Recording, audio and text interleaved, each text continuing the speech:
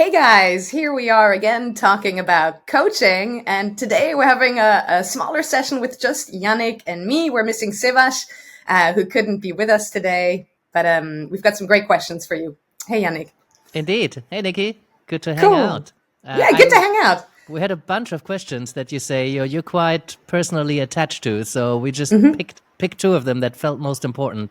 Let's start with the first one. Tell us. Yeah, so just maybe to give this question a bit of an introduction and some context. So, as some of you may not know, some of you know, like the last few years, I've been in Portugal. I've been kind of working more as a surf coach than a life coach, but as gradually I'm kind of phasing that out and kind of looking to come back to a more settled lifestyle, let's say perhaps. I'm reconnecting more with coaching. And so, one question that I find like sometimes comes into my mind and maybe holds me back a little bit is some of the stigma that maybe I personally attach around calling myself a life coach. And I'm curious if this is something that, yeah, Yannick also gets from other coaches, because I know he coaches a lot of coaches. So that's something I'd love to explore with you today, Yannick. Yeah, the stigma of life coaching is no topic for some and a huge topic for others. I certainly meet it a lot especially when coaches are in the beginning of their journey. There's this moment that many coaches talk about, which often referred to as jumping. That first LinkedIn post, or changing your job description, or stepping out from your job into a life coaching practice. But the, just making it known that you're a coach seems to be a big step for a lot of coaches. And I think a lot of that is attached to that kind of stigma that you're referring to, right? The reputation that life coaching can get. Because we tend to move in these bubbles when we start training, and we're surrounded by other life coaches or people who are enthusiastic about life coaching, convinced, have experienced it, they believe in the value, and then we're all supporting each other. I spend a lot of time with coaches, and partly that's why, not to avoid the stigma, but because I love the people. You know? But outside of these coaching bubbles, life coaching can get a reputation of like, oh, these are like what some life gurus, and like somebody who's just thinks he knows better about how to live and what to do and how to be happy, and now they're teaching other people their wisdom. And there are life coaches like that. I think the problem is the life coaches that are very loud outside. They tend to get the ones that tend to get a lot of attention on social media, the ones that tend to be in the newspapers. They are often more the guru type of life coaches, very fixed on their worldview and attitude and beliefs, and very confident that they have figured things out. Because that's attractive. People look up to people who seem to have figured things out, and then generously spreading their wisdom and having the answers. And we know that that's not what coaching is about, but we know that a lot of people out there in the world believe that's what coaching is about. How many people hear life coaching and they think Tony Robbins? And is that life coaching? Well, arguably it is, yes. But for many coaches, they don't really agree with those kind of methods. He's very much leaning into NLP. I know he's bringing in a lot of other things, and he clearly helped a lot of people, right? He's popular for a reason. But when you ask an ICF, MCC, then what Tony Robbins does is barely coaching, because it's quite directive, and they teach a lot, right? And that's not what a lot of coaches do. But then a lot of coaches do. It's such a broad range, right? So what's some of the stigma that you've run into about life coaching beyond what we've already said?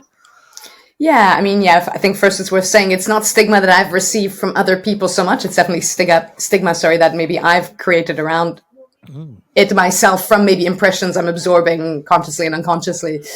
The story we tell ourselves about ourselves, right?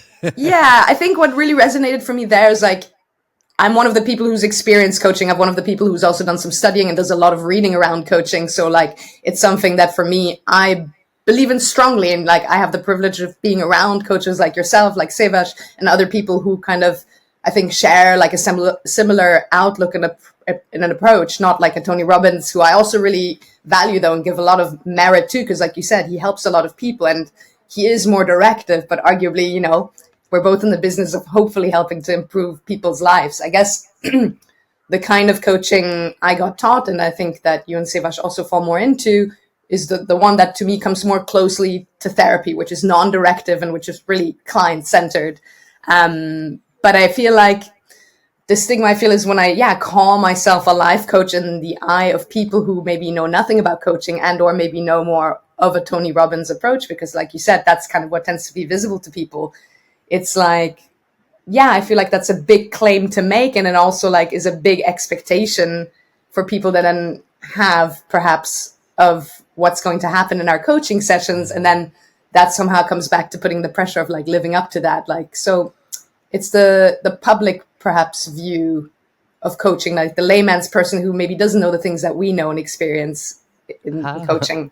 How interesting how our own story and expectations and people's actual story and expectations are so intertwined.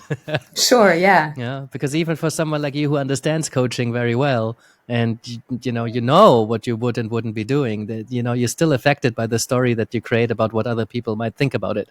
For sure, yeah. And I think one important thing here is that we just can't control what people think. There's always going to be people, regardless of how well we explain it and with how much integrity we show up and how considered we are with what we put out there and what sources we point people to, or how we explain it on our website, or how much credibility we gain with accreditations and, professional bodies and certificates and diplomas and 5-star reviews. There'll always be people that don't rate us just because we have the label coach attached to it, especially life coach. That's why I think a lot of people are very careful. Like, I don't want to be a life coach. I'm an executive coach, or I'm a career coach, or I'm a psychological coach, or I'm a solutions focused coach, or we put all these fancy labels to it that somehow give it more credibility, when in fact they may or may not. But especially this label life coach, it has something to it. And, it's because there are a lot of people out there who call themselves life coaches, not having read a book, just thinking, like just looking for something that they can use to put on whatever they're doing, and that will always be the case, unless we like heavily regulate it and we know where that leads. We can talk about regulation another time. I think we already have. But I don't think it's desirable to have that kind of regulation where nobody's allowed to call themselves a life coach unless they have this, that, or the other, because then it gets quite elitist and it keeps a lot of good people out. But the dark side of that is what we're experiencing now, that kind of stigma of anybody can call themselves a life coach. Doesn't matter what you have, what you did, or how you practice. And just because you decide that you're a life coach now. So that will always be there, right? There will always be people judging you based on a label or a word that you use. And we're just going to have to get over that, right? Focus on the people that are open to experiencing it, or that know what it is. Or, if somebody just makes up their mind based on a few pieces of information or a single experience that they've had, yeah, you can't really fight that. It's just something that you're going to have to live with.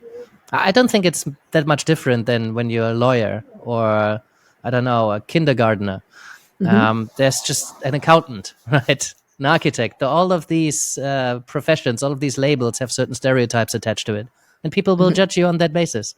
You're a policeman. That means this is the kind of person you are. Oh, you're a politician. That means you lie a lot and you care or don't care about X, Y, Z. It's like, oh, you're a surgeon. That means you are not emotionally attuned, Well, whatever the stereotype might be, it just might not be true at all, right? But people will judge you. And I think it's not a waste of time per se to try and convince people that not every life coach is what you think they are. But like, it's a waste of energy for a lot of coaches, because those people who are really stuck on those stereotypes, they're not going to change them anyway. Maybe a few will, based on some experiences, and I appreciate those people that try to change public opinion about what life coaching is. I think that's really important work for our industry. But most coaches don't really need to worry about that. I wish everybody was invested in, holding like respecting and working to raise the image of coaching. It's part of like ICF competencies at master's level, is to also step up for the industry. Oh, nice. Okay. But most coaches that are just starting out, especially, you don't need to worry about that right now, right? Just focus on the people that are appreciative of what you do, that are open to experiencing it, and don't spend so much energy thinking about the people who are going to judge you anyway, regardless of what you do. Man, Yannick, there was so much good stuff in there. Thank you. Like, one thing that jumped out at me, like, yeah, speaking of regulation, like I'm with you and agree. Like, I don't think it's something that's necessarily important. Like you said, we've done episodes on that. I think what came up for me is like, oh yeah, but somewhere having like an industry standard of like competencies or something like that, which actually might be out there. I don't know. I've not looked on the ICF website. I feel like somewhere sure. there is. Okay. I think like a benchmark of what, yeah, a good coach is. Like that would be a nice criteria to be able to kind of, measure. I would find it useful to measure myself against that to make sure that I can feel confident in what I'm calling myself and that I'm able to deliver on those points, Yeah. And I think that's why the professional bodies are so important, right? For people who are not familiar with that, that generally there's three. That's the ICF, the International Coaching Federation. There's the AC, the Association for Coaching. And there's the EMCC, the European Mentoring and Coaching Council. That's the three main professional bodies in coaching, and they do really important work, regardless of whether you agree with their competency frameworks or their code of ethics or their definition of coaching. What they do is they work to standardize to some degree what coaching is and what is meant when we say coaching, right? And why that realistically it's difficult to achieve that, because like even in heavily regulated professions like therapy isn't one thing. Even though in most countries, when you say therapy, what you probably mean is cognitive behavioral therapy, right? CBT. Because that's the most researched and the most accepted form, the most prescribed. When you go to a doctor, they refer you to a therapist. Chances are it's cognitive behavioral therapy. Not always the best type of therapy for what people are struggling with, But, therapy isn't one thing. There's so many different approaches. So even in a heavily regulated field, when you say therapy, it's not one thing. And coaching is wide open, right? So it's important that the professional bodies do that kind of work so that we have more of an understanding of what coaching is, but that will take a very long time and possibly it will never be achieved. But so many coaches, especially in the beginning, they like to attach themselves to those frameworks because one, it gives you confidence and some certainty that you're doing it right. And that's something that many coaches ask themselves, am I doing it right? Could this be better? You don't just like start having a conversation and be attuned to the person and be fully present and curious and then trust that this will go in the right direction. A lot of people want more confidence that they're doing it right. And competency frameworks allows you to set certain rules and say, this is how it's done well. And here are a set of codes of conduct. If you do this sort of behavior, if you're in this situation, this is better than that. And then you can create multiple choice tests like the ICF has done, which you need to do as part of the accreditation. And you can get better. You can teach in a more methodological way how to teach, how to coach well. And then those coaches can say, look, but I have the certificate, I have the diploma, and it means more than your $7 life coaching certificate from YouTube. Because mine is accredited by a professional body and there's people who take this very seriously and I paid a lot of money for it. And, an assessor, a group of assessors based on this set of rules has looked at my competencies and have decided that I fulfilled the criteria to get this sign of this confirmation that I'm a decent coach, and clients can trust me on that basis. And maybe I can trust myself on that basis, right? So in supervision, I work a lot with people to be able to create that for themselves so they can show up confident without necessarily needing an external force to confirm or validate you. But it certainly helps to have an authority, an institution, an organization of people that have been around for a long time and getting criticized and developing, under scrutiny and in contact with the industry. If that sort of authority says, you're a good enough coach to receive this label from us, then coaches show up more confidently. And I think that's really helpful, right? Most clients couldn't care less because they don't know the ICF, they don't know the AC, the EMCC, they don't have a clue how these processes work. But, you can maybe use that to show up more confidently and create that kind of trust. And that trust goes both ways. And I think mostly it's for the coach themselves, who do the accreditation because they get over the threshold. Very often we talked about jumping, right? Or I talked about jumping. This people start jumping once they have their certificate, or once they have their diploma, or once they finish the training, or once they have their accreditation. They feel confident enough to say, I'm going to tell the world now that I'm a coach, because it now feels better because I have the authority behind me, rather than just be one of those life coaches who just decide that they're a life coach and there's not actually any substance to it other than their lived experience, which I don't want to dismiss as not having any substance, right?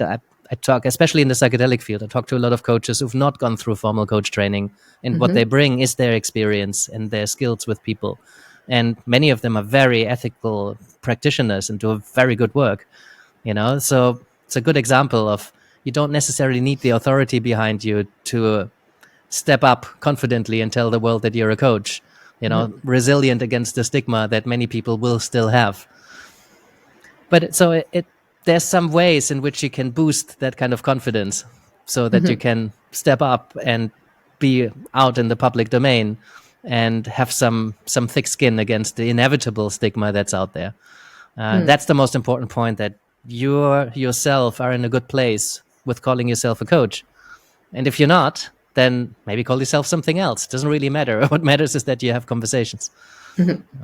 Call it you're a guide, or you're a facilitator, or you're a pragmatic teacher, or a philosophical consultant, or a thought wrangler, I heard. Or I like that. A yard spinner, or wow. Okay. A figuring shit outer. Brilliant. So if life coach doesn't work for you and you're being held back by the stigma, I think you can call yourself something else. But I know you can call yourself a life coach confidently. But, if the people around you, the people that you'd like to work with, they don't respond to the term life coach well because it's so stigmatized, and maybe don't use the term.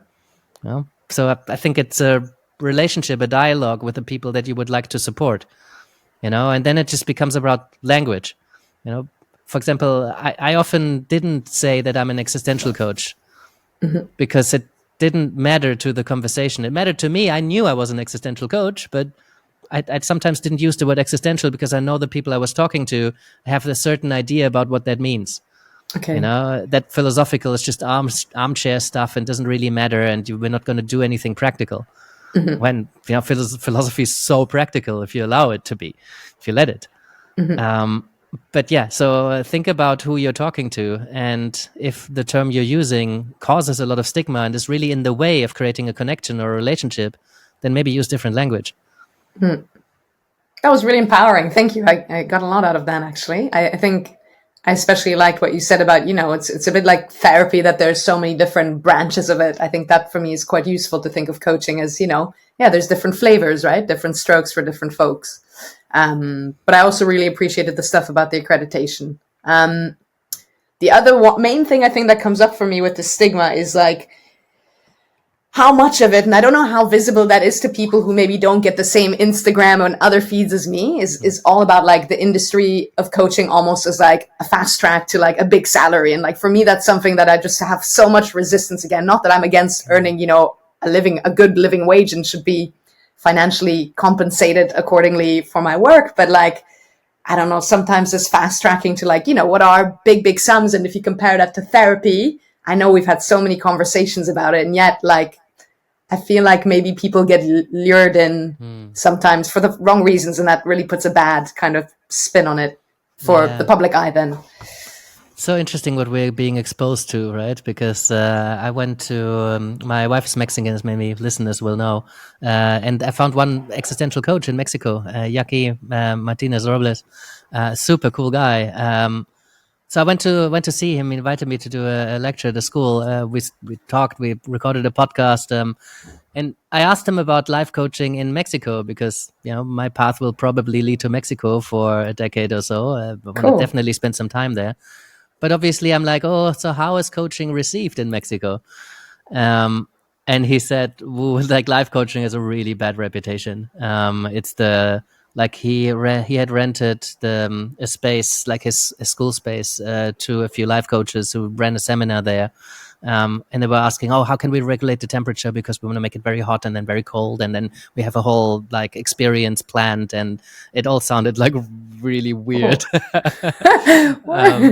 And he said this kind of illustrated a lot of the touch points he had with life coaching in the country, that they are the kind of gurus that do weird things and apply the strange techniques to, it didn't seem very ethical. Okay. And so that's potentially an issue, right? Are people going to look for life coaching? I mean, this is a socially constructed term, really. We can try to create institutions that do the work, the kind of public work, to market what the term means, so that people have more of an idea of what it is. Raise the standards, try to maintain them. But in the end, people are going to take it and where people are going to take it. So it's tricky when you have that stigma of life coaches just do strange things to you. So one thing is how we relate to it ourselves. The other one is how people relate to it. So it really depends on the kind of circles you're in, right? What you see on Instagram is, life coaches are super powerful and impactful, and they earn all this money. And other people have this idea of life coaches that are just going to scam you immediately. I've got a client in Thailand who really struggles with that kind of stigma, because in Thailand, the stigma of life coaching is they're dodgy people are going to scam you. Wow. Yeah. So that's tricky, right? So which kind of circles are we in? What kind of bubbles do we live in? That's why it's so important that we check with the people that we talk to. What do you know about coaching?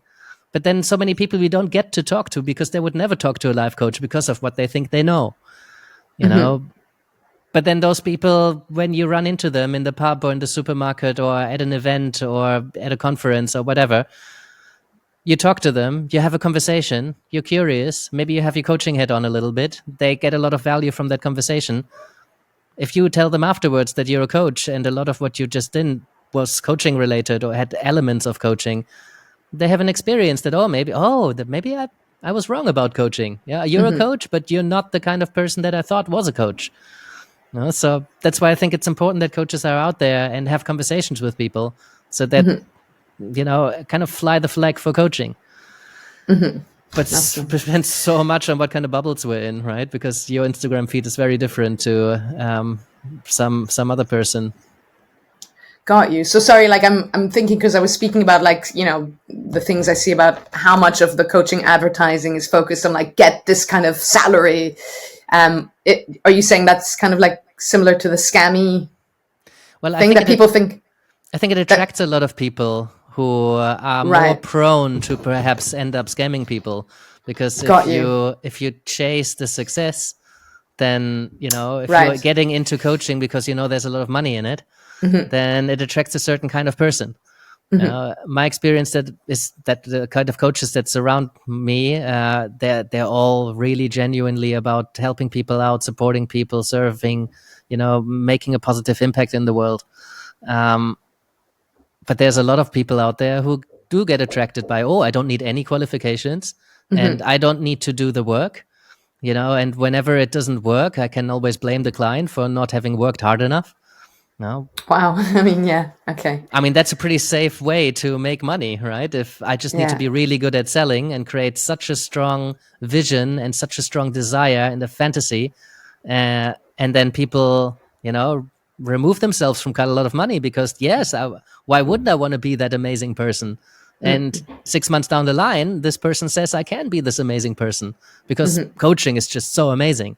And all this money is going to create all this commitment, and commitment is all I need in order to change and transform my life. And a lot of these kind of coaching gurus, that's the message they send. You just need to commit, and yes, if that's your philosophy, then you can sit well in the idea that I just need to hold space for you and that's it. I need to create a situation where my client is so powerfully committing to their own success that, you can get trapped into this illusion. But it does, some people realize that, I can just create this commitment. I'm good at selling. I'm good at creating a fantasy. And then people separate from their money. And if it doesn't work, then I can tell them that they didn't work hard enough. And there's no refunds. And, no, don't quit. If you want to quit, that's fine. I'm not going to give you your money back. And you can tell yourself that that's in the best interest of the client to help them not quit. So yes, it also attracts those kind of people.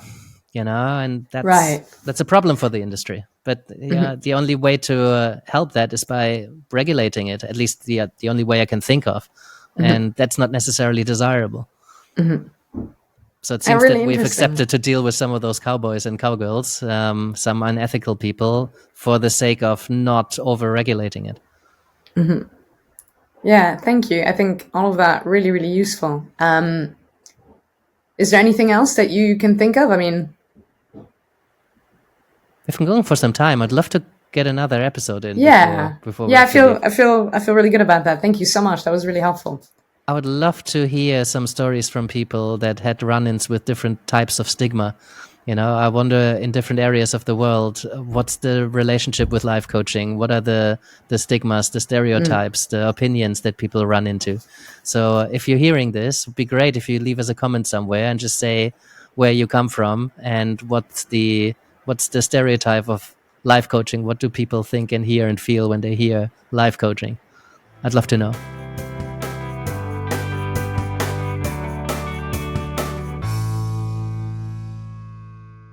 Thank you for being with us today. I appreciate your commitment to learning and growing as a coach. Just a few things before you go. First of all, we're doing this for you, so if there's anything you'd like us to talk about, do send us a question. Secondly, we're not doing this for profit, so we rely on your support to help us reach as many coaches as we can. So if you can send this episode to a friend or tell a fellow coach about what we're doing here, maybe you can subscribe or leave us a review, or even support us on Patreon. That would be amazing. And lastly, you can find us across all major platforms. So whether you like to watch or you like to listen or you like to download episodes and listen to it in your car while you're driving through somewhere with no internet, you can do so too. And that's it from us. Thank you, and I hope to see you next time.